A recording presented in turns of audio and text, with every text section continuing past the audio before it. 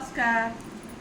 तुम्हाला स्वातंत्र्य दिवसाच्या हार्दिक शुभेच्छा. आज मी स्वातंत्र्य दिवसानिमित्त मी कविता म्हणून दाखवणार आहे. आता मी कविता म्हणायला सुरुवात करते. मी लिहून ठेवलेली आहे. हां.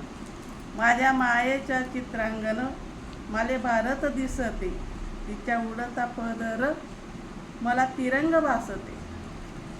मले तिरंग भासते, तिच्या कपाळाचा कुंकू अशोक चक्र दिसते. तिचा चेहरा पाहून भारत गरीब वाटते. तिचा फाटक लुगड त्याच्या 33 ठिगळ, जणू भारतमधले सगळे परांत वाटते. तिच्या उडता पदर मला तिरंग वासते.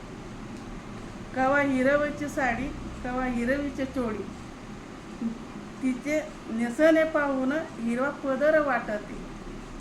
तिचा उडता पदर मायेचे चित्रांगण मला भारत दिसते. धन्यवाद.